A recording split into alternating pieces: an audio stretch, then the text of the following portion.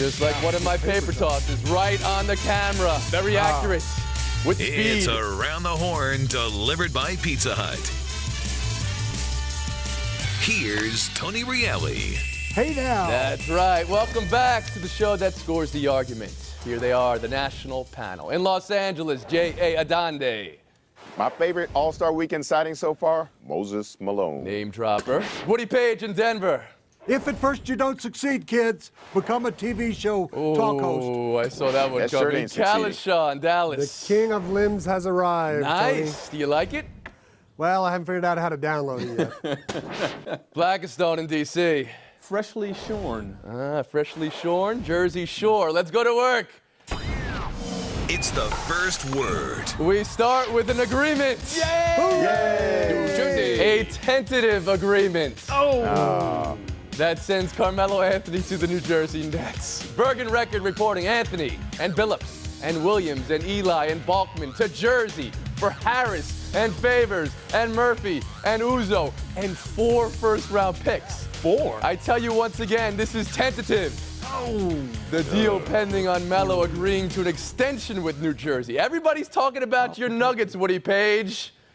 Does the deal make sense? Oh, I got to go. I'm on TV. Yes, it makes sense. I just got off the phone with my Nugget sources, and they told me off the record that it's very close. They're very happy with the deal. Off the record, and now you announce it on TV. Okay, go ahead. Not anymore.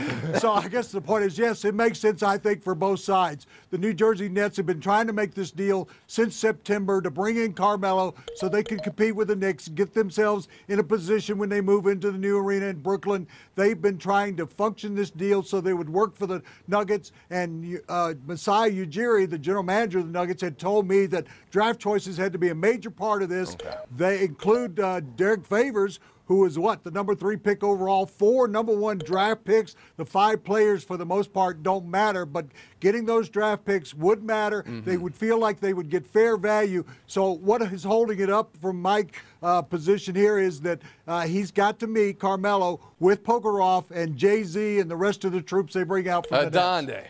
But I think it does show just how amenable Carmelo Anthony would be to going to New Jersey, because if he sent out the indications that there was no way he would sign that extension with New Jersey, there's no way they get to this point. Yeah, I'm sure he needs to meet with all the big cheeses and get everything finalized and hear what they have to say directly. But I think, all this notion that he would only go play in New York, I think has been a little bit misguided. It also was misguided the idea that Prokhorov said that we're out and that was the end of New Jersey Nets. Clearly, that was not the case either. And I think this is as close to a win as you can get for the Nuggets because they are getting so many draft picks. And I think under the next collective bargaining agreement, I think draft picks will be even more valuable because free agency will be more restricted. Kalishaw, your thoughts? Yeah, I'm surprised that New Jersey is doing this after Prokhorov bailed out a month ago. I understand his desperation, his urgency to become relevant in that market. But as J.A. just said, draft picks have been undervalued in the NBA, and they're becoming more valuable. I don't know why a team that's about to lose Carmelo this summer for nothing if they can't sign him, I don't know why a team has to give up Favors and Harris and 4 number 1s. That's just such a huge package. I think they're overdoing it. Blackstone. Well, he's got to do it because he's made such a splash up there in New Jersey about what he was going to do in a short period of time, and nothing was happening. So you've got to get all these picks on the table and all these players to make it happen. And, let's not forget, he's also thinking down the line because, okay, now if I get Carmelo and I've got my old point guard and Chauncey Billups, now maybe I can get in play for real to bring Chris Paul up here when he's starting to look around. And then I have 2 superstars right here in Jersey in my brand new arena. So it makes sense. And please, let's make it happen. Sign something. Come on. Page back in. Yes, get it done. What's happened here, I think the Nets called the Nuggets bluff, but now they found that the Knicks have gotten very much involved and really want to make this deal happen once that the owner of the team, Dolan, said he wanted to step in and talk to Stan Kroenke. And I think there's leverage here by the Nuggets that the Nets know that if they don't do this, the Knicks are going to do it over the next 2 or 3 days, and they got to make this deal happen. I'm going to go to Adon here, and I want to bring up something Kalishaw said. The Nets are not contending for a championship right now. So why does this deal have to happen right now, Adon? Why not in 3 months when they can sign? Well, for them, how many other chances are they going to get a superstar? And certainly, once you get to that 2012 free agent market, nobody's going to want to go there by themselves. So if they can get Carmelo Anthony, they can can become relevant in a market with the Knicks are suddenly Kalisha. surging back into relevancy, they have to get this done. Black and Stone touched on it. They need Carmelo not only as an all-star player, but as a recruiter in the future to make this Woody work. Page, I just want to tell you something off the record right now. We're going to move on. Is that all right? Ooh. Just off the record. It's no longer off the record on. Just when you Don't thought tell me off we've the gotten record. away from all the tentative talk on this show, there's more tentativeness. Commissioner Stern telling Fan House all the talk of who's going to be traded to who's going to sign with who, where is Melo or Dwight going. All that talk has been and is bad for the NBA. Commissioner calls it ridiculous. Is speculation bad for the league, Kalisha? I think when it reaches this point, yes, it is one of the things that really bothers me about the NBA. Initially, it's good when you create a spark of interest. Ooh, somebody's available. The Carmelo situation has gone on for 2/3 of the season. It has hung over the Nuggets fans and players, the Nets fans and players, the Knicks, everything. It's still drawn out. We go back to last year when it was LeBron, long before he became a free agent, when the Cavaliers were still a good team in the playoffs. There was more talk about where LeBron was going to go than where the Cavs were going to go in that year's playoffs. And I think when that stuff gets bigger than the winning itself, then you have a problem. KB? I'm sorry, I'm just tweeting right now about some of the latest rumors going on in the NBA.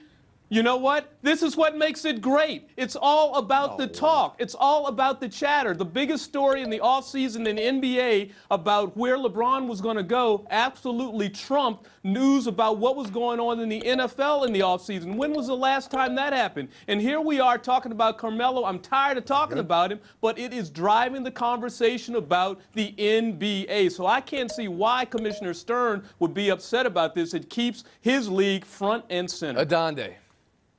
Yeah, I mean, guess what? People are talking about the NBA. So even disgust at all the ongoing Melo trade speculation, even fatigue of all the ongoing Melo trade speculation is at least better than complete disinterest or ignorance in the Melo trade speculation. And I think basketball has surpassed baseball's hot stove league in terms of speculation. That is a good thing for the NBA. As unseemly as this might appear, at least people are talking about the National Basketball Association. There is interest in the National Basketball Association. Page. Why have I got to straighten KB and JA out here? Tim Kalishaw is absolutely right. It's taking away from the great stories in the NBA. We're not paying as much attention as we should be to the San Antonio Spurs. And look what Derrick Rose did last night, and we're not talking about his accomplishments in the Chicago Bulls. The great stories around the league are being shadowed by the fact that Dwight Howard, 2 years from now, Chris Paul, and what about the people in New Orleans? They don't know whether he's going to be there day to day.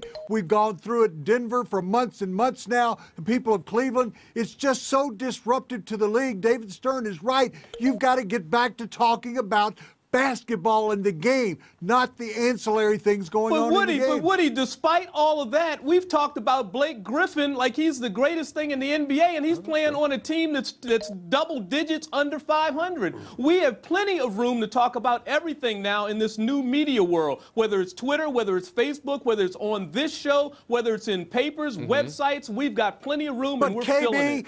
In baseball, you talk about it for about 3 weeks. This goes on off season, on season. It does seem during like it's the unique to All-Star the NBA. weekend, we're talking about trades, and we're talking about free agents. I want to talk about The key difference is that with Blake Griffin, we talk about the dunks and what he does on the court. With Dwight Howard, whose team has been to the Eastern Finals the last 2 years, we're talking about where he's going in the future instead of what's going on with the Magic now.